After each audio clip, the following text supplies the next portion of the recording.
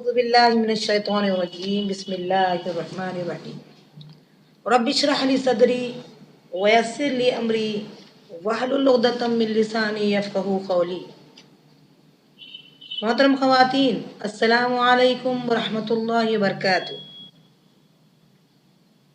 سورہ آل عمران سورت نمبر 3 کی آیت نمبر 93 سے 200 تک، یعنی مکمل سورت کا خلاصہ پیش خدمت ہے۔ اللہ رب العالمین بتاتے ہیں کہ یہودیوں کا اصل میں ایک اعتراض تھا کہ نبی صلی اللہ علیہ وسلم جب دین ابراہیمی کی پیروی کرتے ہیں تو اس دین میں گوشت کھانے کو حرام قرار دیا گیا تھا۔ اس کی تردید میں اللہ یہ جواب دیتے ہیں، نبی صلی اللہ علیہ وسلم ان سے یہ کہیے کہ یعقوب علیہ السلام نے گوشت کو اپنے اوپر حرام کر رکھا تھا۔ اس سے پتہ چلا کہ ان کا یہ تو اعتراض ہے وہ بہت غلط ہے۔ ان کا دوسرا اعتراض یہ تھا کہ بیت المقدس اس کو پہلے بنایا گیا، جبکہ اللہ نے کہا کہ بیت اللہ پہلا گھر ہے جو بیت المقدس کے 40 سال پہلے بنایا گیا۔ اس سے بھی یہ پتہ چلا کہ ان کا یہ کہنا غلط ہے کہ بیت اللہ پہلا گھر نہیں تھا۔ اس کے بعد آگے ذکر آ رہا ہے کہ جو لوگ حج کی استطاعت نہیں رکھتے ان کے لیے اللہ جانتا ہے، لیکن جو حج کی استطاعت رکھ کر کے مال رکھ کر کے اگر حج کے لیے نہیں جاتے تو اللہ ایسے بے نیاز ان لوگوں سے، جہاں والوں سے اللہ بے نیاز ہے۔ ایمان والوں سے کہا جا رہا ہے، اے ایمان والو اللہ سے ڈرو اور مسلمان ہو کر ہی مرنا۔ آگے ذکر ہو رہا ہے ایمان والوں سے، اے ایمان والو اللہ کی رسی کو مضبوطی سے تھام لینا۔ یہاں رسی سے مراد ہے قرآن مجید۔ اور اللہ سے ڈرو جیسا کہ ڈرنے کا حق ہے۔ آپس میں پھوٹ نہ ڈالو۔ قرآن کو چھوڑنے کا نتیجہ کیا نکلے گا؟ اللہ تعالیٰ فرماتے ہیں کہ قرآن کو مضبوطی سے تھام لو، ایک رہو گے، تمہاری قوم ایک ہو جائے گی، تمہارے منفعات بھی ایک، نقصان بھی ایک، دین بھی ایک۔ اس امت کی اہمیت کو بتاتے ہوئے اللہ نے کہا تم دنیا کی بہترین امت ہو۔ خاصیت یہ ہے کہ تم دنیا کے لیے نکالے گئے ہو اور تم نیکی کا حکم دیتے ہو، برائی سے روکتے ہو، اور تمہارا ایمان اللہ پر مضبوط ہے۔ یہودیوں کا تذکرہ ہو رہا ہے، دنیا میں ان پر ذلت ہے۔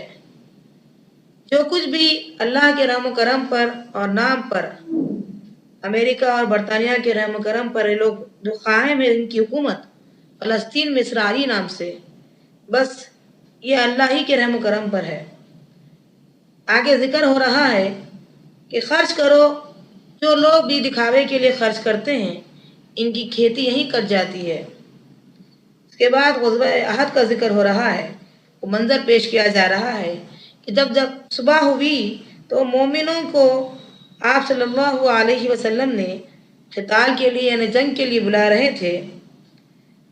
یہاں دشمن بھی چل کر مکے سے مدینے پر حملہ کرنے آئے۔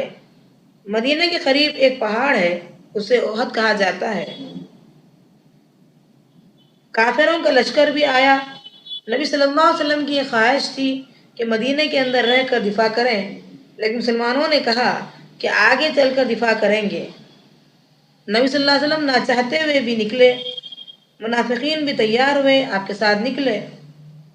1000 کی تعداد مسلمانوں کی چلتے رہی۔ آگے کچھ دور جانے کے بعد منافقوں میں سے 300 کی تعداد واپس چلے گی۔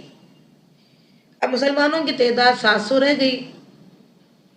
اس میں 50 تیر انداز کو نبی صلی اللہ علیہ وسلم نے پہاڑ پر بٹھا دیا اور عبداللہ بن جبیر کو ان کی قیادت میں ان تیر اندازوں کو حکم دیا کہ فتح ہو یا شکست اسی جگہ سے نہ ہٹنا۔ مسلمانوں کو شروع میں فتح نصیب ہوئی، کچھ لوگ وہیں پر تھے اور کچھ لوگ مال غنیمت کو لینے کے لیے نیچے اترے۔ کافروں نے پیچھے سے لوگوں کی کم تعداد کو دیکھ کر حملہ کیا۔ وقتی طور پر تو شکست ہوئی، لیکن اس کے بعد فتح نصیب ہوئی۔ مسلمانوں کے درمیان کھلبلی مچ گئی کہ نبی صلی اللہ علیہ وسلم کا انتقال ہو گیا ہے، شہید ہو گئے۔ تو نبی صلی اللہ علیہ وسلم نے انہیں نبی صلی اللہ علیہ وسلم کی جیسے ہی شہادت کی خبر ملی تو اللہ نے یہ آیت نازل کی، وما محمد الا رسول، یعنی محمد صلی اللہ علیہ وسلم اللہ کے رسول ہیں۔ اگر وہ انتقال کر جائیں یا قتل کر دیے جائیں تو کیا تم دین کو چھوڑ دو گے، دین اسلام سے پیچھے ہٹ جاؤ گے؟ 3 ہجری میں یہ جنگ ہوئی، 70 مسلمان مارے گئے، پھر آخر میں اللہ نے اس کو مسلمانوں کو فتح نصیب میں دی۔ ابوبکر صدیق رضی اللہ عنہ بھی جب آپ صلی اللہ علیہ وسلم کا واقعی آپ کی وفات ہوئی تو اس وقت یہی آیت پڑھے، وما محمد الا رسول، یعنی جو کوئی عبادت کرتے تھے محمد صلی اللہ علیہ وسلم کی وہ تو جان لے کہ ان کا انتقال ہو گیا، اور جو کوئی اللہ کی بات کرتا تھا تو جان لینا چاہیے کہ اللہ زندہ ہے، کبھی نہیں مرے گا۔ اس آیت کی تلاوت جب آپ کے واقعی انتقال پر پڑھی گئی تو عمر رضی اللہ عنہ نے کہا، مجھے ایسا محسوس ہو رہا تھا کہ یہ آیت اب نازل ہوئی ہے، یہ اب اتر رہی ہے۔ کچھ اور تذکرہ یوں ہے احد کا کہ اللہ نے مسلمانوں پر سکون ڈال دیا، یعنی فتح نصیب ہوئی۔ اب مال غنیمت لینے کے لیے جو نیچے اترے، وقتی طور پر تو شکست ہوئی تھی، دوبارہ جب فتح ہوئی تو یہ بتانا مقصود ہے کہ اللہ کے رسول کی اطاعت نہ کرنے کا نتیجہ یہ ہوا کہ فتح شکست میں تبدیل ہو گئی۔ اس سے اندازہ کیجئے کہ امیر کی اطاعت کتنی ضروری ہے۔ آگے نبی صلی اللہ علیہ وسلم کی صفت بیان کی جا رہی ہے کہ اگر آپ صلی اللہ علیہ وسلم نرم دل نہ ہوتے تو یہ لوگ آپ کے نزدیک نہ ہوتے۔ اس سے اندازہ کیجئے کہ ایک داعی کو چاہیے، ایک پریچر کو چاہیے کہ انتہائی نرم دل ہو تاکہ لوگ ان کے قریب آئیں اور ان کی بات مانیں۔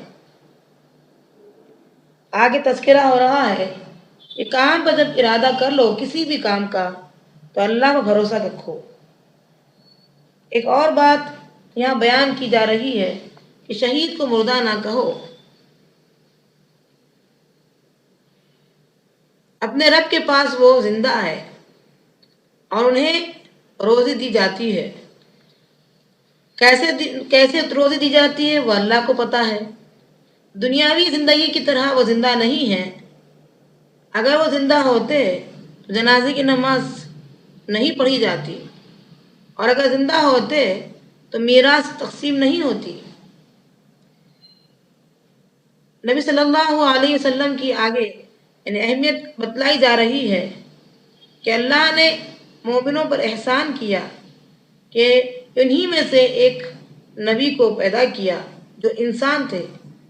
اللہ نے انسانوں کو مٹی سے پیدا کیا اور فرشتوں کو نور سے پیدا کیا، جنات و شیاطین کو دہکتی آگ سے پیدا کیا، جس کی تفصیل سورہ فصلت سورۃ نمبر 41 کی آیت نمبر 6 میں بیان ہوئی ہے۔ تم جیسے انسانوں میں سے یعنی تم میں سے ہی ایک انسان ہیں جو رسول بنا کر بھیجے گئے ہیں۔ ہاں البتہ ان پر ہم نے وحی کی۔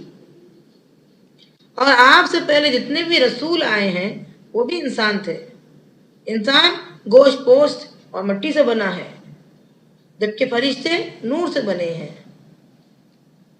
آگے تذکرہ ہو رہا ہے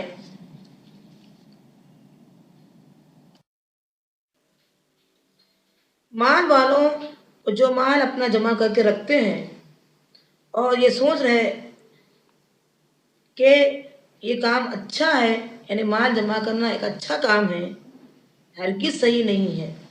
بخاری کی حدیث ہے، کتاب نمبر 65، حدیث نمبر 4565. قیامت کے دن یہ مال گنجے سانپ بن کر ان کے گلے میں توق بنا کر ڈالا جائے گا. وہ اس کے جبڑے کو پکڑے گا اور کہے گا میں تمہارا مال ہوں، میں تمہارا خزانہ ہوں. اندازہ کیجئے جو لوگ مال خرچ نہیں کرتے اللہ کی راہ میں ان کے لیے کیسی سزا ہوگی. آگے ذکر ہو رہا ہے یہودی کہتے ہیں کہ اللہ فقیر ہے. اس کے بعد تذکرہ ہو رہا ہے ہر نفس کو موت کا مزہ چکھنا ہے. جو لوگ عمل صالح کرتے ہیں وہ قیامت کے دن کامیاب ہیں، جنت میں رہیں گے. اور جو لوگ قیامت کے دن اس حال میں آئیں گے کہ انہوں نے کچھ عمل نہیں کیا اور ناکام رہیں گے اور جہنمی رہیں گے. اے ایمان والو، تم کو آزمایا جائے گا تمہارے مال سے، تمہارے جان سے، اور تمہیں سننے کو ملیں گے ایسی باتیں جو تم پسند نہیں کرتے اہل کتاب سے، مشرکوں کی طرف سے. لہذا تم صبر کرو، تقوی اختیار کرو، تم ہی بلند ہوگے. یہ العزم لوگوں کی کردار ہے. آگے فرما رہے ہیں کہ نبی صلی اللہ علیہ وسلم کو انہوں نے دہشت گرد کہا، آپ صلی اللہ علیہ وسلم کے خلاف کتابیں لکھی، صحابہ کو برا بھلا کہا، صحابہ کے خلاف کتابیں لکھی، اسلام کے خلاف لکھی، امہات المؤمنین کے خلاف، ازواج مطہرات کے خلاف لکھی. اگر جو لوگ دفاع کر سکتے ہیں تو انہیں چاہیے کہ دفاع کریں اور صبر سے کام لیں. آگے تذکرہ ہو رہا ہے کہ عقل مند وہ ہے جو آسمان و زمین کی پیدائش سے غور کرتے ہیں اور اللہ کو یاد کرتے ہیں اور کہتے ہیں کہ اے اللہ جو تو نے پیدا کیا وہ بیکار نہیں پیدا کیا. جبکہ آج کے عقل مند ان کو کہتے ہیں جو اللہ کا انکار کرتے ہیں، جو اللہ کے بارے میں شک میں ہیں. حالانکہ دانش مند، سمجھدار، عقل مند تو وہ ہے جو اللہ سے یہ کہتے ہیں کہ اے اللہ تو نے ان چیزوں کو بیکار نہیں بنایا، اور دعا کرتے ہیں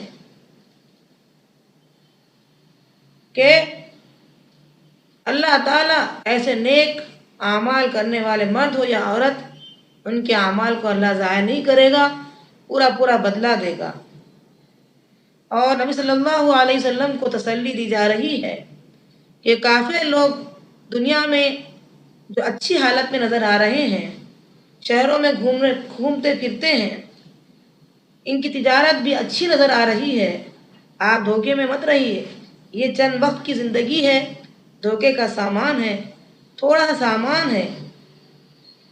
اے ایمان والو، ایک دوسرے کو تلقین کرو کہ یہ کامیاب ہونے والے ہیں.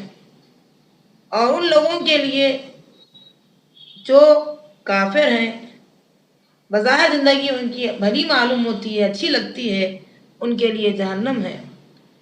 چند اہم باتیں یہاں بتانا مقصود یہ ہے کہ یہ دنیا تھوڑے سامان کا نام ہے، دھوکے کی دنیا ہے، چند وقت کی زندگی کا نام ہے. اب ایمان والوں سے کہا جا رہا ہے صبر سے کام لو، دعا کرو، ایک دوسرے کو صبر کی تلقین کرو، انشاءاللہ کامیاب ہو جائیں گے۔ اللہ تعالی ہم سب کو نیک اعمال اور تبلیغ کا بھرپور حق ادا کرنے کی توفیق عطا فرما، اور یہودیوں کے نقش قدم پر نہ چلنے والا بنا دے۔ السلام علیکم ورحمۃ اللہ وبرکاتہ۔